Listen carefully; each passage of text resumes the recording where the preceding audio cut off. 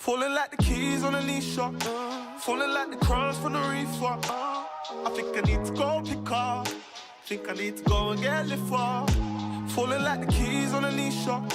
Falling like the crumbs from the reefer. I think I need to go pick up. Think I need to go and get lit for.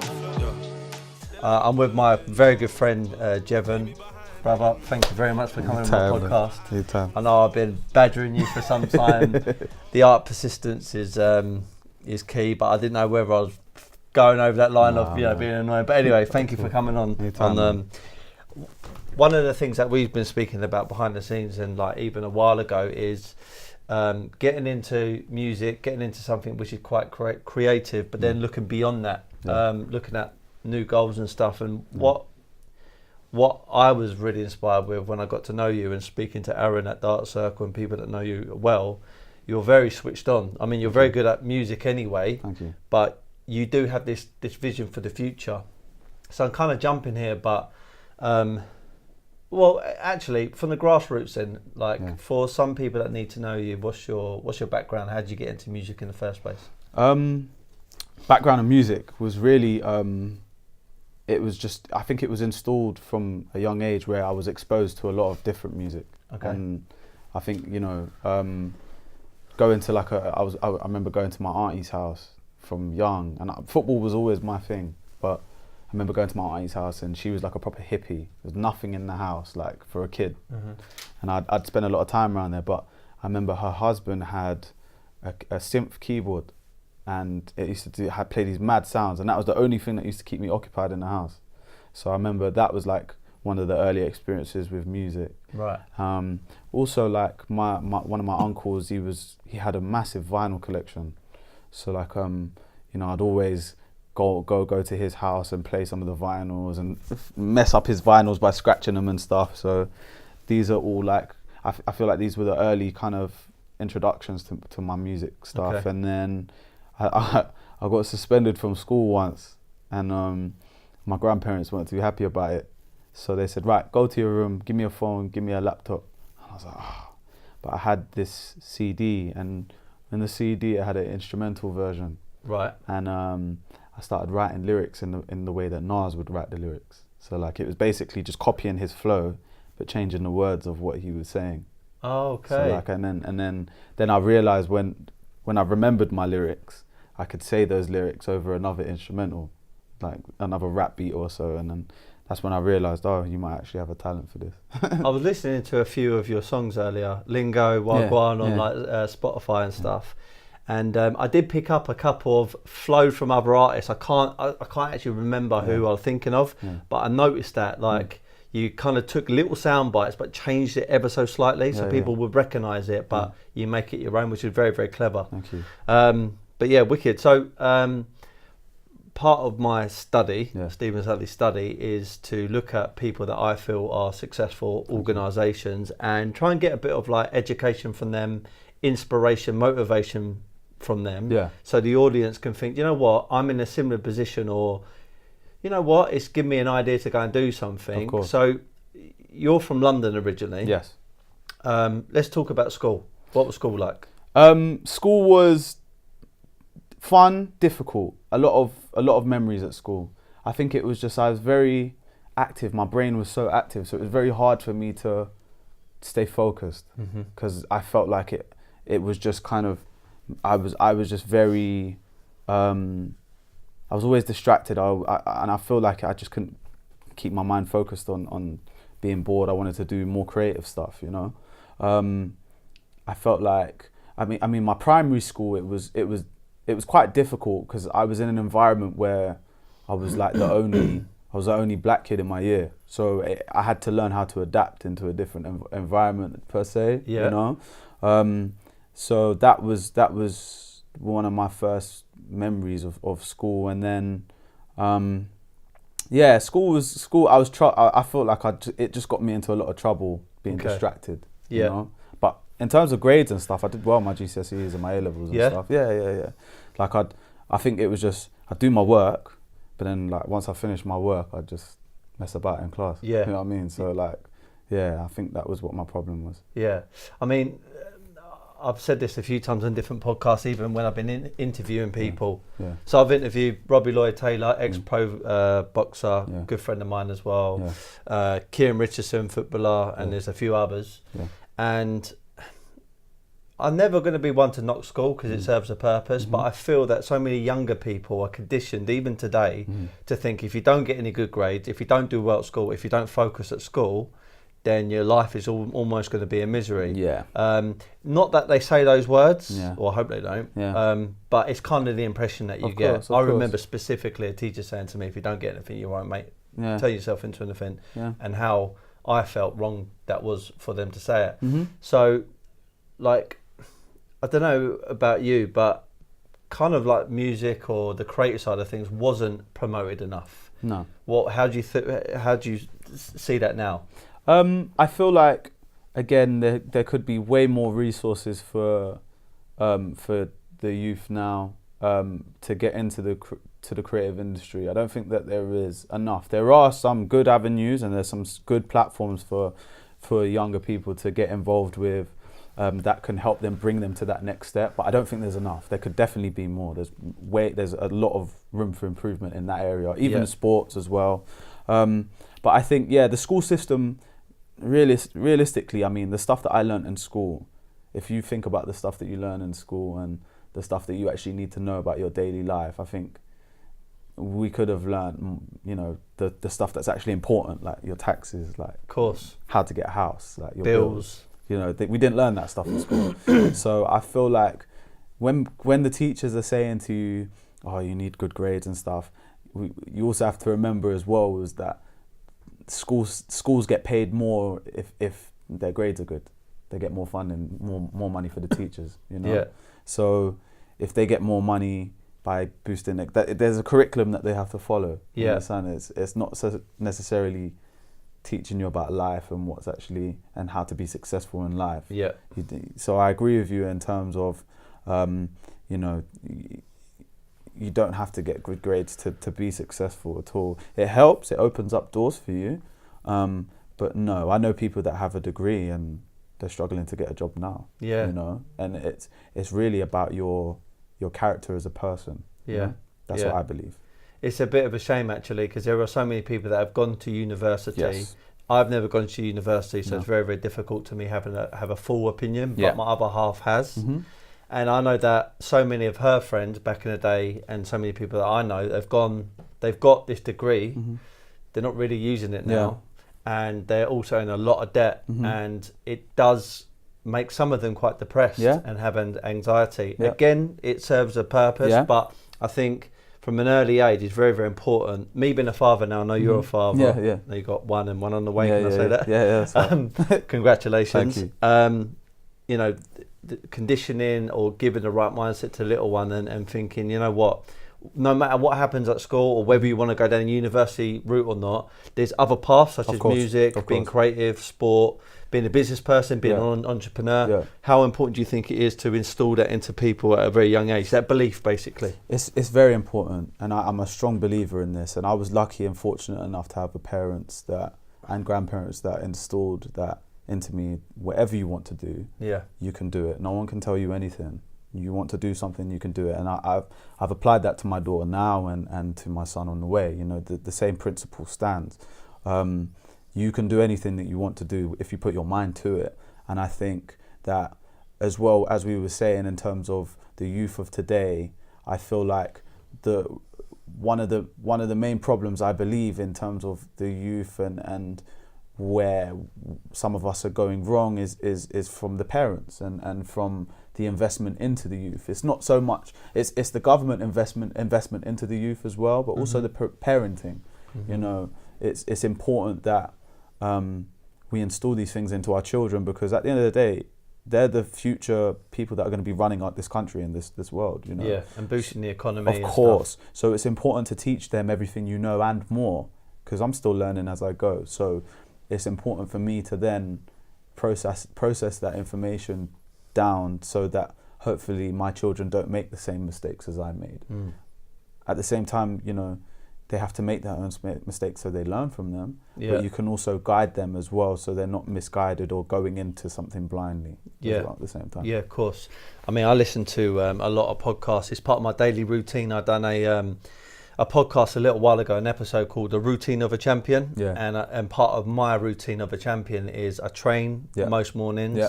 Obviously got to have my rest days, eating the right stuff, but then also putting the right stuff into my mind, which is the podcast. Yeah. And every business, entrepreneurial, big inspiration person I've listened to on a podcast said it's okay to test things and fail and then adapt and then move on from there. And I guess that, talking about your current situation with music. Yeah. So testing certain beats, trying new things out, new lyrics. I mean, how important is that to develop as an artist? It's always important to, and I think as well, like, so I had, it's funny you say that, like the other day I was listening to some of my old music and my dad was playing it to me. And I was like, Dad, turn this off. This is embarrassing. He's like, no, just listen to it. And I was like, oh. And I kind of got a little bit agitated by it. But then he said, all right, cool. Let's play some of your new music. And he played some of the new music that I've been doing. And I was like, wow, okay, I can see the growth. And sometimes it's good to see your growth as well. And how far you've come. So like, as well, making mistakes is always, as long as you learn from those mistakes, it's important. Music, you'll always make mistakes. I have this theory of music when I'm making music is because sometimes some people say, oh, the way you play keys is wrong. And I say, okay, but I play what sounds right to my ear.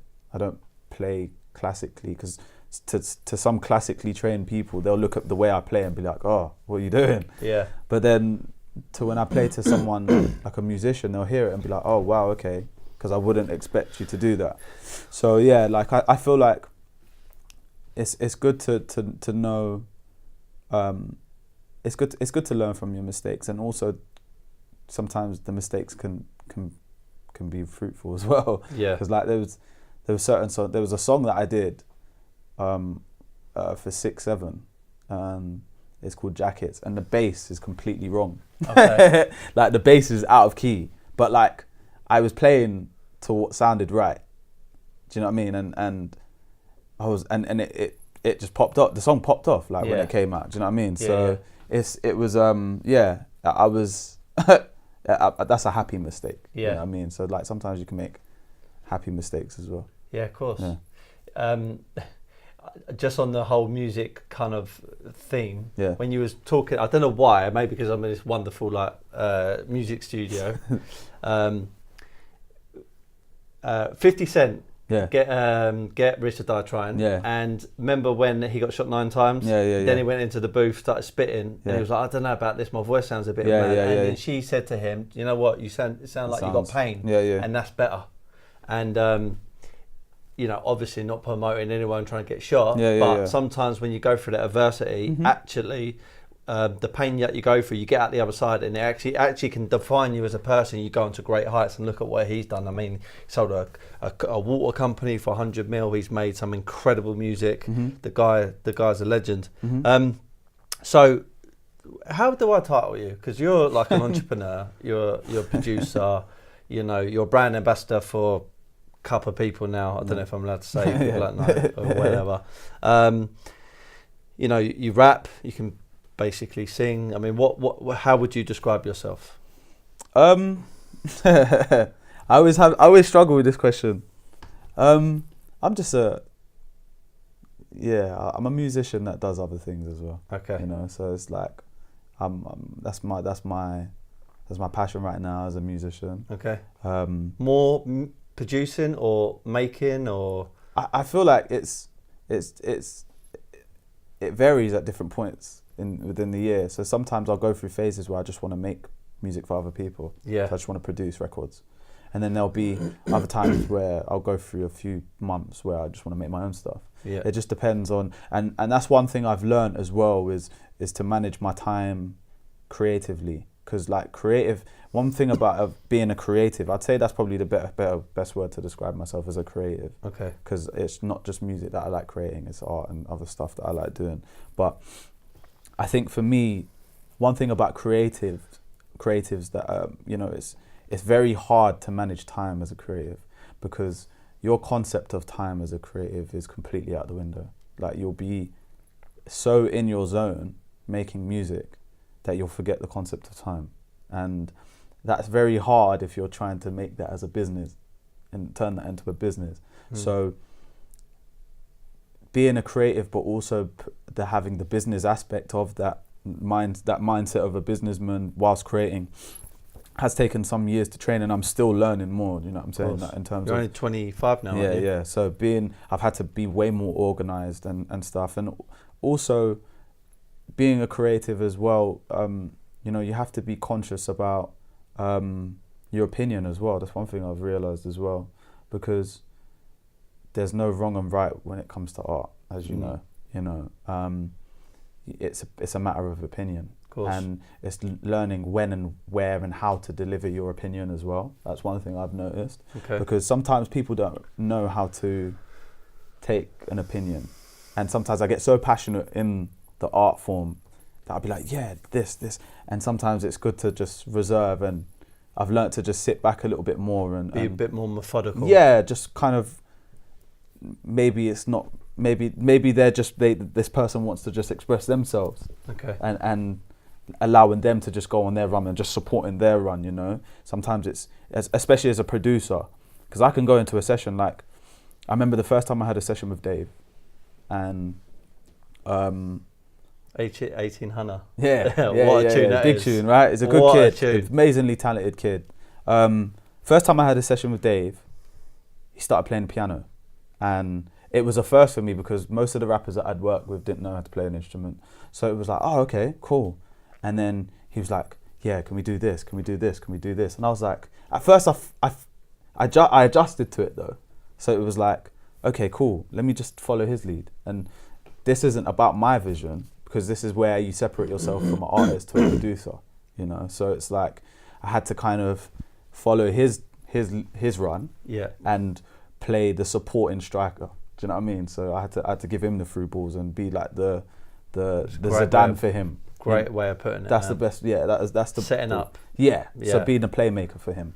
So that's basically what I've learned over the last few years of being an artist and a producer. Because it's if you're just a producer, you can just focus on just production. But being an artist as well, you have a bit more of an input, because you know where to take a song. Sometimes as an artist as well, you have an inkling of where to take a song. But yeah, I think that is something that I've learned as a producer over the years. It's mad because even probably little things that I'd noticed not being in music myself. Walked in here, was the guy's name Chris, who was in Sam. Okay, chatting to him, he's put a beat on. Yeah, you've straight away, second nature, gone over to a keyboard, start playing over it, and you're just doing it so easily. And I'm like, that would take me years to do something like that. And you're just like, it's like changing gear in a manual car. You know, some people can like be on the phone, not I'm promoting it, chat to someone and change gear because you just can feel the car. Yeah. It was kind of the same with you. Yeah, I mean, that's just come with time and immersing yourself. That's just come with time and knowing when and when not to do that, because sometimes, you know, you could just you can't just walk into anyone's room that you don't know and just start playing over stuff. Do you know what I mean? But like, I know Sam, so like, luckily we have a good relationship where I can just say, yo, put the keys on, let me just but like, even I still feel like I'm not the best keys player. I've got keys players that make me look silly. And I think that's the one thing that a lot of producers need to realize, is that there's always room for improvement. The people are always, you can always better yourself as a musician. And that applies to life as well. You can always better yourself. You can't just think that, because I've made a couple hit records or because I've gone platinum, that I know everything. Like, I know that some of the best producers in the world, even like, I won't say the names who I've sat down with recently, but like, some of these producers who have done incredible records, like I'm saying, like, if I reel off the names of the songs that they've done, you'll know exactly who they are. And like, I remember, I never forget, I had a conversation with a producer, and I walked into a studio and I'm just seeing Plaques, like just loads of platinum records, and some of these records that I've grew up listening to, and I'm just like, wow. Was that here or abroad? It was in LA. I was in LA. I was in Hollywood, and I said to him, Dion, like, what are your, like, what's your favorite plaque? he was like, man, these mean nothing to me. Like this it's just a plaque. Like it doesn't mean anything to me. And at first I was just like, what do you mean? Like, like this is like, and it changed my outlook in terms of why I do music and what I'm trying to do, because I had this mindset like, yeah, I want platinum plaques. I want to get some plaques to put in my mum's house, and I want these plaques. But when he explained that, he's like, they're just plaques. Like, what does that mean? Like, okay, yeah, they show my achievement, but what is it? Like, what does that mean? It means nothing. Like, it just shows what I've done. And I was like, is he being funny? It's like a trophy, isn't it? Yeah, it's just like a trophy. And it made me re-evaluate myself. I was like, okay, yeah, cool. Like, I get what you're saying here, because I thought it was, I couldn't register what he was trying to say. Like, because I was like, bruv, like, look at this shit, like, but yeah, he was just like, yeah, it's just a trophy. It doesn't mean anything. Like, and yeah, I think that made the outlook of why we do music it's the most recent thing that's changed my outlook of things. Nice. Again, even though I'm not in music, it's kind of like a bit like in business, I guess, or specifically for me, sales. Just touching on a couple of points that you said, like the best producers or anyone in whatever they're doing. Ronaldo's a good example. He's played for some of the top clubs. He's won pretty much every single trophy out there, but the guy is still in the gym, still doing all the right nutritional recovery stuff. The guy's still hungry and he's still developing all the time. When I go to like companies to train their sales team organisation, just to do a talk really, usually from the vibe that I'm getting, when I walk in somewhere, I could see there's a particular, normally a guy, normally another like, you know, alpha kind of type male, and he's got that arrogance about them where they said, oh, I know everything. You could sometimes pick up that vibe from them.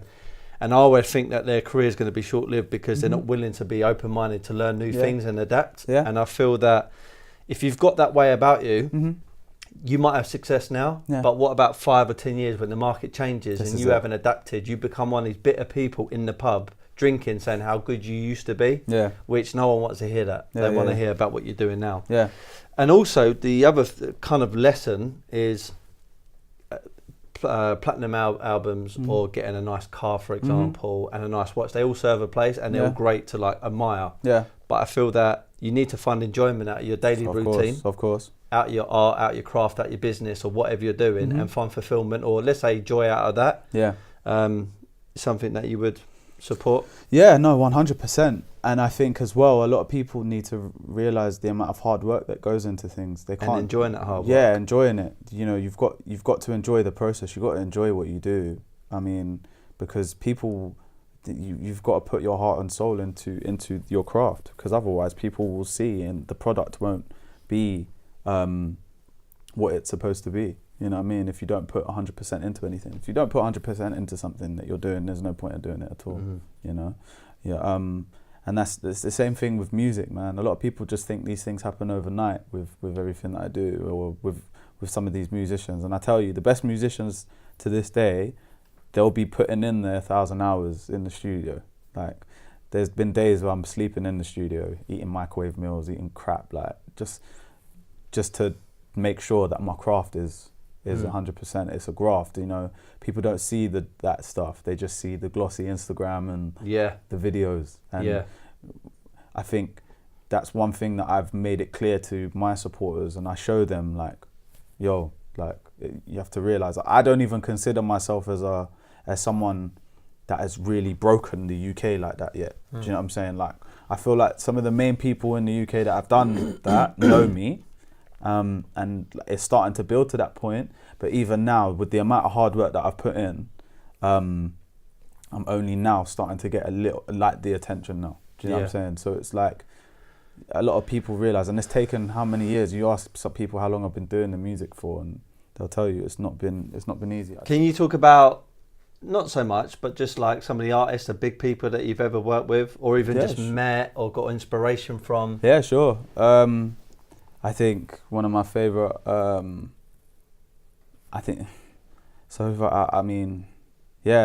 met incredible people. I met Pharrell. What's he like? amazing. he watched me perform. Yeah, he watched me perform. That was like a highlight because I have this song called Bipolar, and that samples a Pharrell record. So like there was a few acts that were on performing, and I was watching his reaction and seeing what he was saying. And then when I was on stage, there's thing. When I was on stage, I performed, and then when I saw his reaction, I was like, yeah, okay, cool, I'm happy. Yeah. I'm happy because like he came up to me afterwards and was like, yo, you got this. Like he's like, you got this. I was wicked. Like, yeah. It's like that validation from someone who's been in the industry for so long. Yeah, I got validation from Pharrell, so that was cool. I did Nines, his first album. He's an incredible rapper. Yo, Silky, what's going on? Just doing an interview. Yeah. Come through. No, come sit down, have a seat, man. This is the most talented, probably the most talented producer I've ever worked with. Sick. How you doing, my brother? You right, yeah? My cousin Miles. Nice to meet you, Miles, bro. Cool. I'm just listening to them. Yeah? Alright, bro. Have a seat, Miles. Yeah? Yeah. Alright, brother. So yeah, you've Nines. There's obviously people like Drake and stuff you've met. Yeah. So I met Drake. I met a lot of people, man. I've worked with some incredible people, man. Some of the most incredible people that I've worked with are people that not many people know about, which is crazy. Okay. So the people that I've actually worked with, like it's been a pleasure to actually meet some of these people and work with some of these people because I've learnt from them. You know, someone like Silky who's just walked in now. Yeah. I've learnt so much from Silks. Yeah. And as a producer as well, it's always good to be in an environment where someone more experienced than you is there or better than you. Do you know what I mean? Like, because I hear some of the stuff that Silky plays, and I'm like, how? Like how? And then it's golden. It's magic. Like it's like whoa. So like, I like that stuff. And I encourage the future producers and future artists to have that same mentality. Don't feel threatened by being in a room with someone and feeling a way about that just if you think they're possibly better than you, because you have to channel that energy into bettering yourself. Do you understand? I've always had that mentality where it's like, okay, I've got to step my game up now. Do you know what I mean? It's a competitive spirit, but it's also it's never coming from a bad place, or from a place where it's like, you know, I don't like you because you're better than me. It's more like raw, like you're sick, bro. It's props more to you. Inspiration rather than bitterness. Yes, of course. And I encourage my younger artists to have that mentality because it's important, man. You can learn a lot from these people. Yeah. And yeah, man, that's my way of I think that's why I feel like I'm forever learning, is because I can always channel that energy into something new, you know? Yeah, sick. As you well know, we got Mimboso here doing all the putting this all together and supporting us all the time. We've got a wellness community, and part of that is business. Yep. And mentorship. Yep. We talk about that word a lot. I feel like it's been a bit sort of overused recently by maybe not people that are really understanding what that means. Okay. But me and you were speaking in the car, and straight away when we were talking about, you know, music is known for like, you know, when people get it right, people can blow up. Yeah, it almost seems like overnight. I know it's all the hard work goes in the background, but it seems like someone can go from nothing to somebody overnight, very quickly, and all the money comes in. Yeah. The importance of getting money, but then you got to almost put your kind of creative mindset to one side and now become a business person, because if you don't, you can be attacked by people trying to bleed money out of you, or you can invest it or spend it in the wrong way. Of course. How important do you think having the right mentors are? It's so important. It's really important to have the right people around you that you can trust, and the right mentorship, because as you well know, musicians, sometimes we get paid in bundles. You know, if you have a hit song, it can just come to you straight away, and if you don't have the right guidance, you can blow through that money just like that. You know, and I feel like I feel like I'm in a position where I can guide certain people now. So I've started to help some people around me where they're coming into the industry and they're going to see some money, and I feel like it would be irresponsible of me to not explain to them the do's and don'ts. That I can only advise them. I can't tell them what they can and can't do.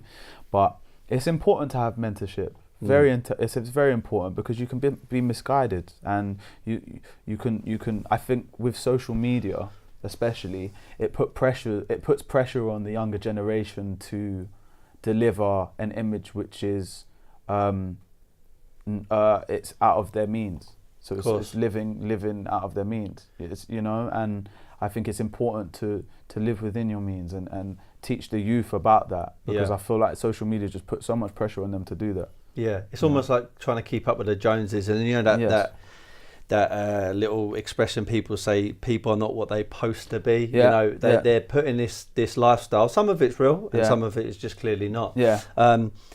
Your story that you said in the car on the way over, similar to a friend of mine who I interviewed a little while ago, Kieran Richardson, played for England, scored on his debut, Man United, great guy. Yeah, great. Could whip in a ball like. Oh, mate, wicked. Great. As an individual, he's just such a lovely fella. Yeah, he's clued up. And good footballer. That is creative side, and then turned into more of a businessman now, selling watches and bit of property and also cars. Yeah. And he said that it was his dad, because his dad kept on saying to him, even when he was young, like got a big contract with Man United, then went on to, like, I think his last team was Cardiff and stuff. It's obviously quite clear that footballers make a lot of money, but a lot of them lose it. And his dad was saying, think about this career, even in early stages, as your last. So now think about that money and where you can invest it. And I know he's bought loads of property and he's really made himself stable.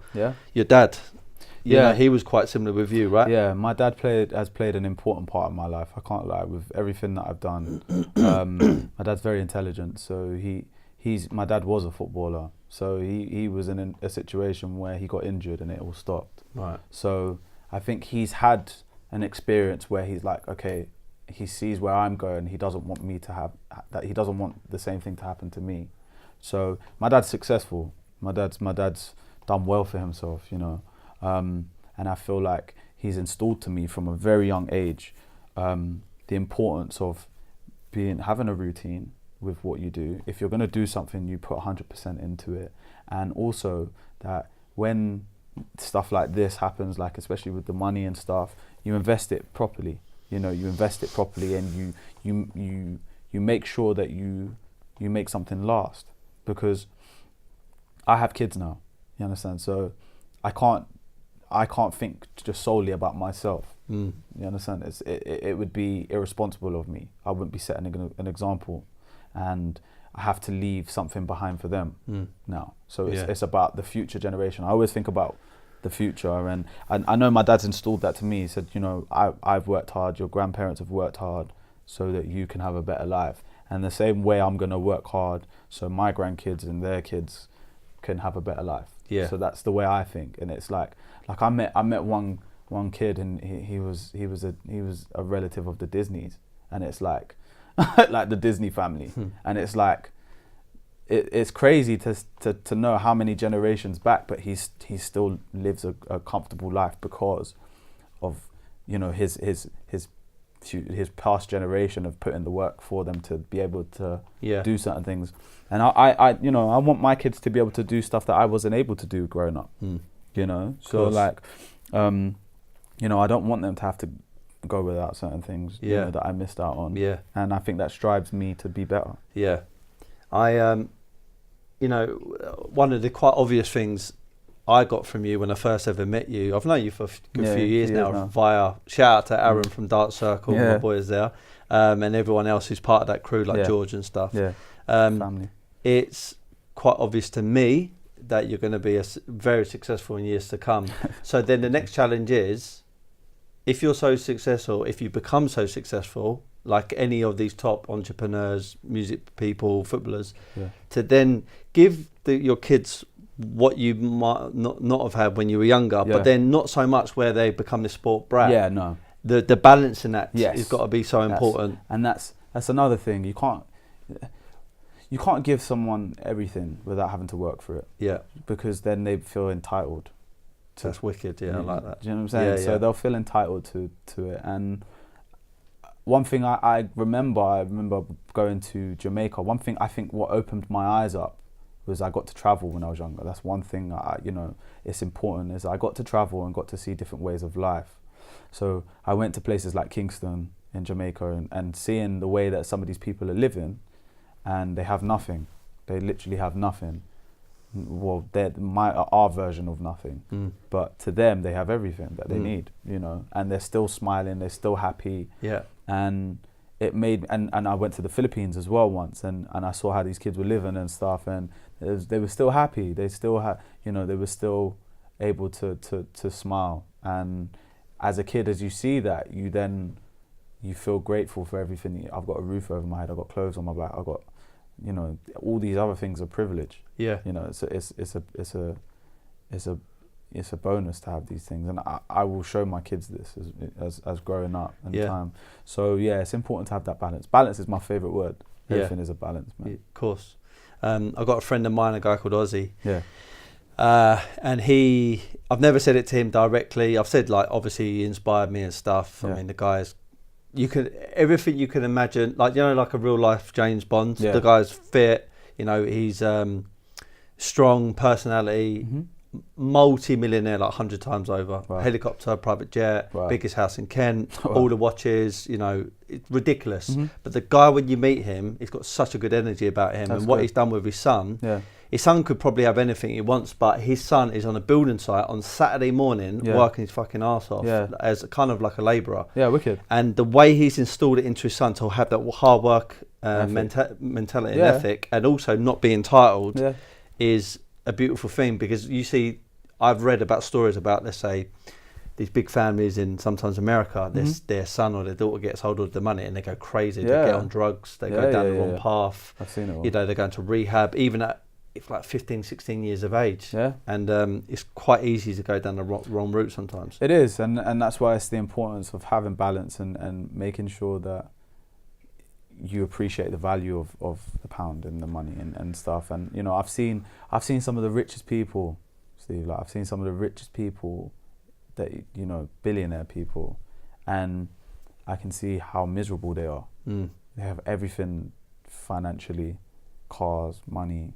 everything, and then you see I feel like they're just bored, or they've got everything. Yeah. And when you have that mentality that everything is a luxury, you need everything that's a luxury, you don't know how to appreciate the luxury, because you're paying for it all. Yeah, you come accustomed to it almost. Yeah. And if you don't have goals or a vision bigger than the materialistic things, you'll find depression very, very quickly. That's my biggest fear, not having a goal. Yeah. Like, having achieved everything. I know it sounds a bit cliche, so it's legit there, but like, that's why you hear a lot of the top people, or certainly people I listen to on podcasts, and they talk about changing the world. And before I used to be like, what do you mean change the world? Like, it sounds a bit cliche, and it sounds like so many people use that saying, but what I start to get now is they got a vision bigger than just a big house, a car. They really want to change a sector or influence it. Yeah. Like all these big apps now, Spotify, which obviously you benefit from. I benefit from by listening to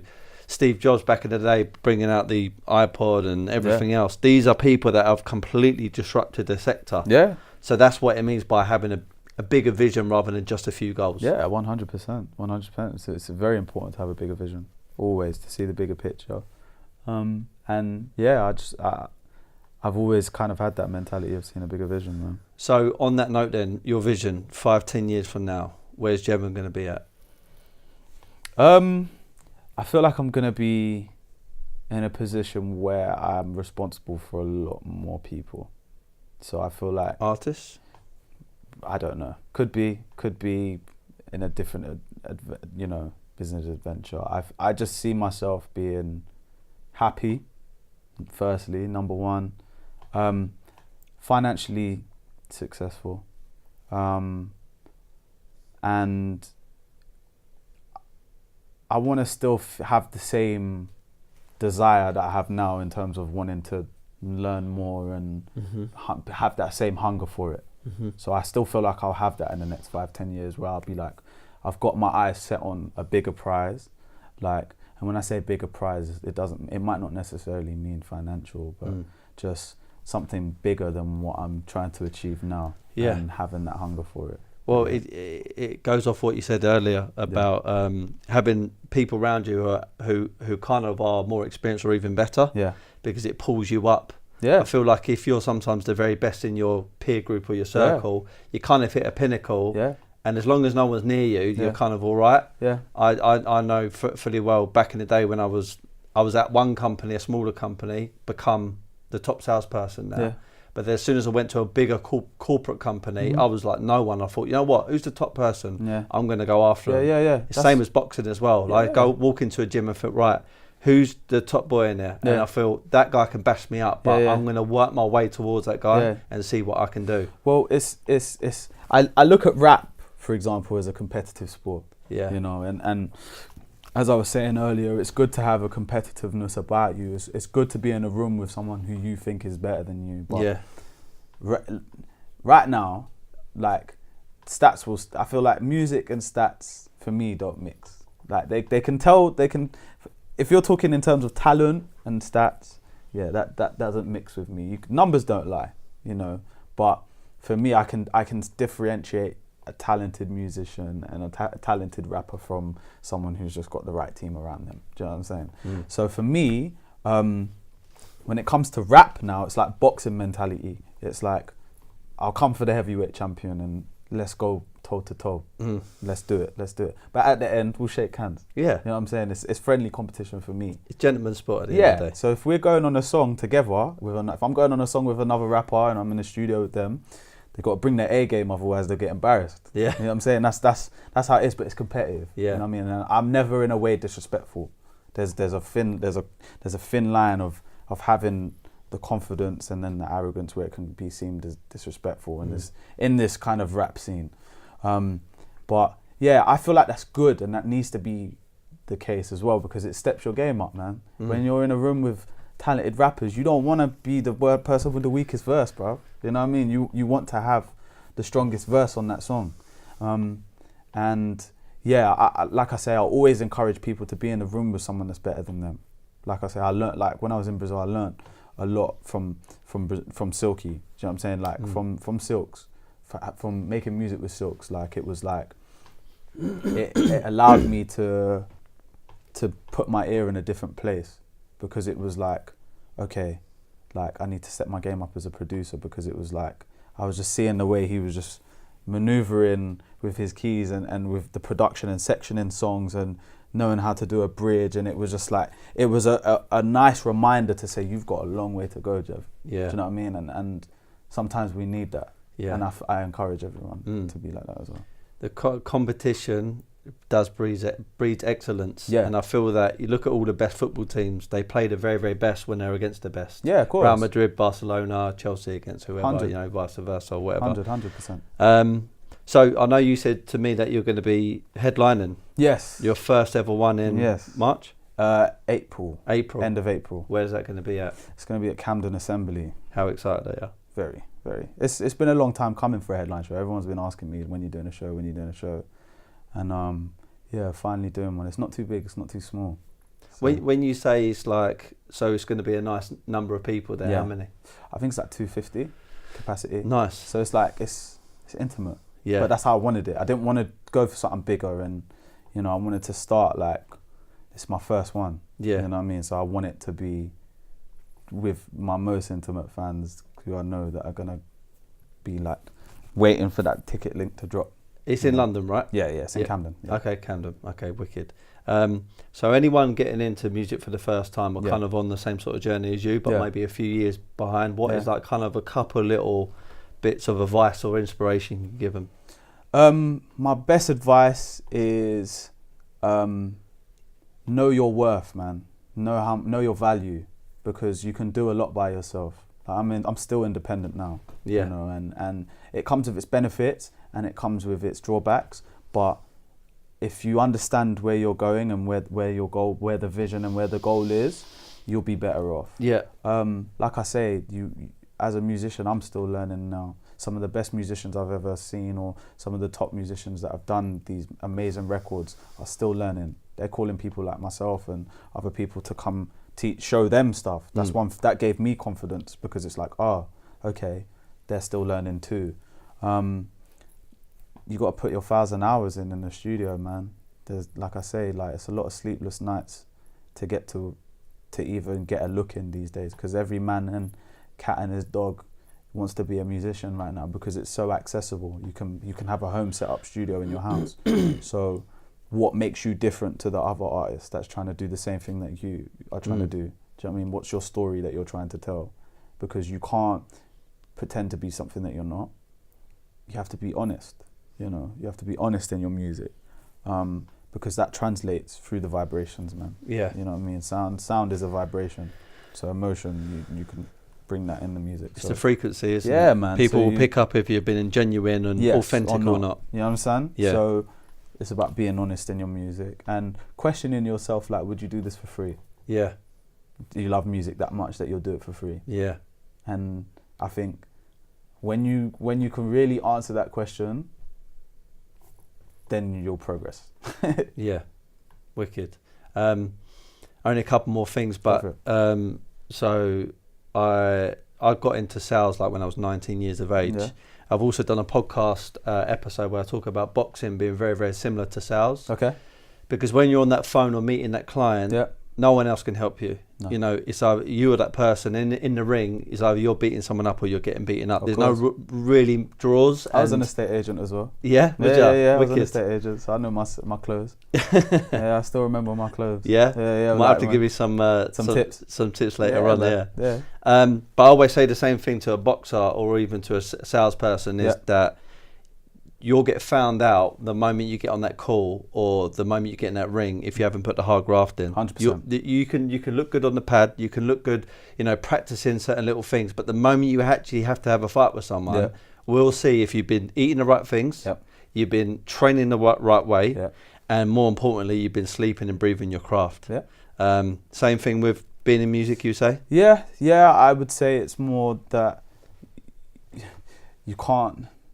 Some of these artists can get into positions where everything's done for them, but that requires a hell of an amount of luck, you know, for you to be in that position. And even then, it can go horribly wrong.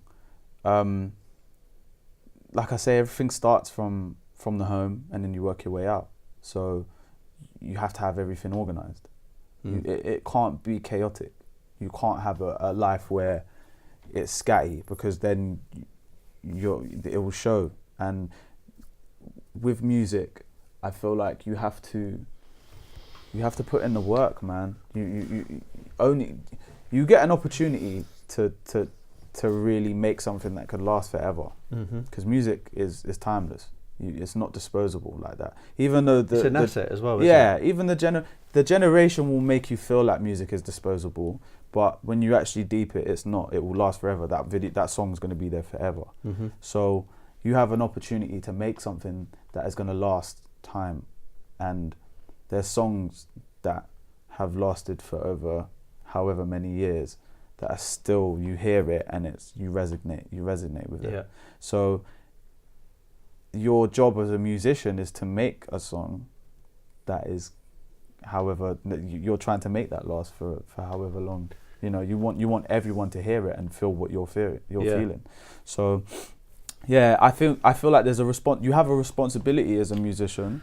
I feel like 100%. You can't just, like I say, you have to be honest and stuff. And you just have to put in a graft, man. Only you have to rely on yourself to do it and make things happen, because no one else is gonna make it happen for you unless you are. Do you know, like I feel like if you're getting in football, boxing, music, the creative side of it straight away has to be the most important. But as you start to find your flow almost, and you find momentum, then learning another skill set, another mindset, which is more the business and infrastructure and setting yourself up later on, is important. And a couple of people that are quite obvious to say are like P. Diddy, Puff Daddy, Jay-Z, obviously. These people are, let's say, from the streets. They made music. Now they're like business tycoons. You know, they're in every single sector you could possibly imagine. But then two people who are affiliated, Dumi and also Tiny, every time I've met them guys and chatted to them, they are so switched on as people. It's unbelievable. And I get a massive inspiration from them. Of course.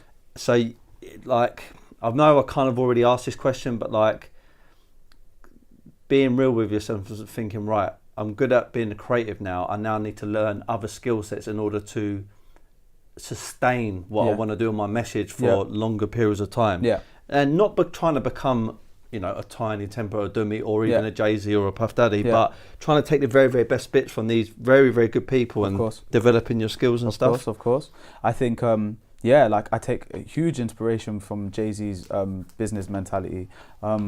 Jay-Z knows how to move. Jay-Z knows how to maneuver for a room full of snakes.